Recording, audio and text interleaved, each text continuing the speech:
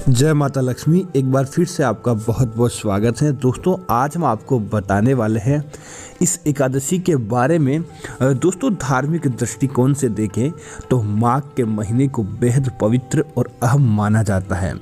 इसी महीने में दोस्तों पूजा पाठ, स्नान और दान का विशेष महत्व माना जाता है। साथ ही हिंदू धर्म के अंदर एकादशी का भी बहुत महत्व माना जाता है, क्योंकि भगवान विष्णु को एकादशी समर्पित होती है। और दोस्तों, मान्यता है कि एकादशी का व्रत रखने से भगवान विष्णु जी का आशीर्वाद प्राप्त होता है। हर महीने के अंदर 2 एकादशी आती है और एक साल के अंदर 24 एकादशी आती है। दोस्तों, माघ मास के कृष्ण पक्ष में आने वाली एकादशी को सठतिला एकादशी कहा जाता है। सठतिला एकादशी को तिलदा एकादशी या सटीला एकादशी भी कहा जाता है। यह माघ मास के कृष्ण पक्ष के दौरान 11वें दिन आती है। इस साल सठतिला एकादशी दोस्तों 7 फरवरी 2021 और वार रविवार को है। इसे दोस्तों सठतिला एकादशी का व्रत रखने से भगवान विष्णु आपके जीवन के अंदर जो भी परेशानियां हैं, सारी परेशानियों से आपको मुक्ति दिलाएंगे और आपको उनका आशीर्वाद प्राप्त होता और कुंडली के बुरे दोष आपके समाप्त होते हैं। दोस्तों, सठतिला एकादशी का शुभ मुहूर्त देखें कि एकादशी का शुभ मुहूर्त कब है। तो 7 फरवरी 2021 को एकादशी 7 फरवरी को सुबह 6:26 पर प्रारंभ होगी और 8 फरवरी को दोस्तों सुबह 4:47 पर एकादशी समाप्त होगी। दोस्तों, दिन पहले तो छोटा सा इस दिन आपको क्या उपाय, उस दिन क्या करना चाहिए, उसके बाद हम आपको दोस्तों चावल के डिब्बे का उपाय बताएंगे। अगर आप इस उपाय को करते हैं तो दोस्तों निश्चित तौर पर भगवान का और माँ दुर्गा का और माँ लक्ष्मी का आशीर्वाद आपके जीवन के अंदर बना रहेगा। दोस्तों, सठतिला एकादशी के दिन सूर्योदय के समय आपको स्नान कर लेना चाहिए। साफ वस्त्रों को आपको धारण करना चाहिए और भगवान श्री हरि विष्णु का स्मरण करें और आपको व्रत का संकल्प लेना चाहिए। घर के मंदिर में दोस्तों हरि विष्णु जी की मूर्ति या फोटो के सामने आपको दीपक जलाना चाहिए। भगवान विष्णु जी की प्रतिमा या फोटो को आपको वस्त्र पहनाना चाहिए। प्रसाद व फलों का आपको भगवान को भोग लगाना चाहिए।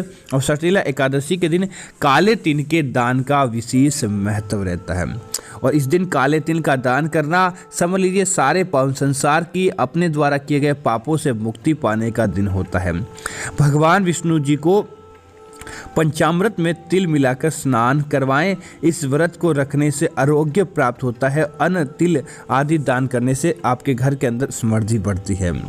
दोस्तों, बस ये चीज़ कर लें। उसके बाद दोस्तों बात करते हैं उपाय की कि आखिर ऐसा कौन सा उपाय आपको करना चाहिए ताकि भगवान विष्णु और माता लक्ष्मी का आशीर्वाद आपके जीवन के अंदर बना रहे। तो दोस्तों, एकादशी के दिन आज हम आपको बताएंगे चावल का ये एक अनूठा और ऐसा उपाय जो आपके जीवन के अंदर खुशहाली को भर देगा। दोस्तों, वैसे एकादशी के दिन चावल न तो खाया जाता है और न ही चावल किसी प्रकार के काम के अंदर लिया जाता है, लेकिन दोस्तों ये उपाय है तो आप इस चावल का ये उपाय कर सकते हैं ताकि आपको फ़ायदा मिलेगा और आपके जीवन के अंदर भगवान की बरकत देखने को मिलती है। तो आपको दोस्तों क्या करना चाहिए कि इस एकादशी के दिन आप 1.25 किलो चावल ले लें या आप अपने सामर्थ्य के अनुसार 1 मुट्ठी भी चावल ले सकते हैं, लेकिन कम से कम 1.25 किलो चावल रहे तो बहुत अच्छा रहेगा।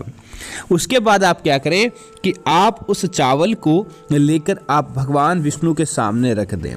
सुबह के समय करते हैं तो बहुत अच्छा है, शाम के समय करता है तो बहुत अच्छा है। उसे किसी प्याले ऐसी चीज़ के अंदर आपको रखना है, इस बात का आपको ध्यान रखना है। उसके बाद आप क्या करें, ओम नमो भगवते वासुदेवाय नमः, इस तरह से आपको मंत्र का जाप करना है और अपनी मुट्ठी के अंदर 1 मुट्ठी चावल आपको लेना है और फिर दूसरी मुट्ठी के अंदर वह चावल आपको डाल देना है। इस प्रकार से जितने ज़्यादा उस प्याले के अंदर चावल होते हैं मुट्ठी भर के, जैसे ही आप ओम नमो भगवते वासुदेवाय नमः इस मंत्र का जाप करें, आपको दूसरी मुट्ठी के अंदर दूसरे जो प्याला आपने लिया उसके अंदर वह चावल डाल देना चाहिए दोस्तों, जिससे ये आपका चावल अभिमंत्रित हो जाता है। एकादशी के दिन इस अभिमंत्रित चावल को आपको उसे रख देना है। उसके बाद आपको क्या करना चाहिए, भगवान विष्णु जी को सामने आपको एक दीपक जलाना चाहिए और दोस्तों उस दीपक को उस चावल के अंदर रखना चाहिए। इस बात का ध्यान रखें उस दीपक का ताप उस चावल पर जरूर लगना चाहिए। इस प्रकार से आपको उस दीपक को जलाकर उसके सामने ही आपको रख देना है। दोस्तों, रखने के बाद आप क्या करें कि आपको वहाँ भगवान जब तक वो दीपक जलता रहे वहाँ पर ही आपको उस चावल को वही छोड़ देना चाहिए। आप किसी अन्य कामों के अंदर कर सकते हैं। उसके बाद दोस्तों क्या करें उस प्याले के अंदर डाले गए चावल को आपके परिवार के जितने भी जो सदस्य होते हैं उन सदस्यों के ऊपर से 7-7 बार आपको उस चावल के प्यालों को ओसार लेना चाहिए। दोस्तों ऐसा करने के बाद आप क्या करें, उस एकादशी की रात्रि को अपने सिरहाने, आपको ना तो किसी को बोलना है ना किसी को बताना है, अपने सिरहाने उस चावल को रखकर आपको सो जाना है। बस इतना मात्र आपको एकादशी की रात को करना है।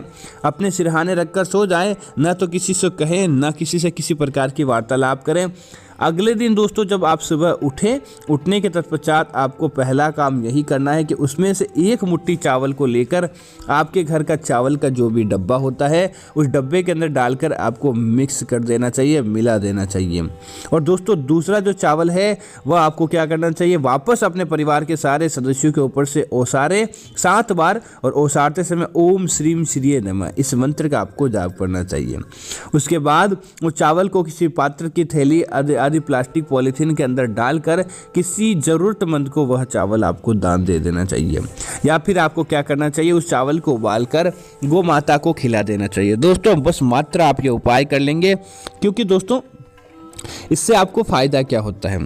दोस्तों एकादशी के दिन चावल अभिमंत्रित करके उसका दान करना आपके जीवन के अंदर बहुत बड़े फायदे को करवाता है। और दोस्तों दूसरा, अभिमंत्रित चावल को स्वयं भी खाना, समझ लीजिए जब आपने भगवान विष्णु का मंत्र जाप करके उन चावल को अभिमंत्रित किया है तो वह आपके सारे कामों को बनाता है, और साथ ही साथ उसकी एक दिव्यात्मकता आपके जीवन के अंदर जुड़ जाती है, और वह दिव्यात्मकता आपके जीवन के अंदर सारे कामों को बनाने का कार्य करती है। और दूसरा दोस्तों, जब आप रात को अपने सिरहाने उस चावल को रखते हैं, दोस्तों चावल हमेशा सकारात्मकता को तो आपकी तरफ फेंकता है और नकारात्मकता को सोखने का कार्य करता है।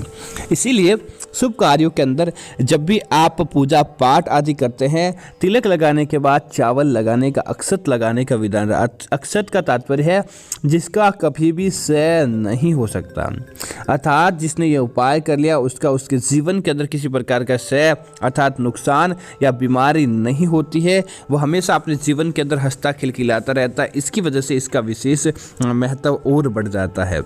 तो आप इस उपाय को करके अपने जीवन के अंदर इस प्रकार का फायदा देख सकते हैं, ताकि आपको भी इस एकादशी का सकारात्मक लाभ प्राप्त हो और ये चावल का उपाय किसी न किसी रूप से आपके जीवन के अंदर फायदा प्रदान करवाए।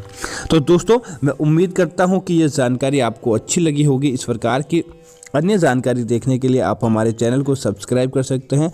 कमेंट के अंदर जय महालक्ष्मी या ओम नमो भगवते वासुदेवाय इस मंत्र का जाप करें, ताकि माता लक्ष्मी और भगवान विष्णु के दरबार के अंदर आपको हाजिरी लग जाए। उम्मीद है कि यह जानकारी आपको पसंद आई होगी। धन्यवाद मित्रों। जय महालक्ष्मी मित्रों, आपका बहुत बहुत धन्यवाद।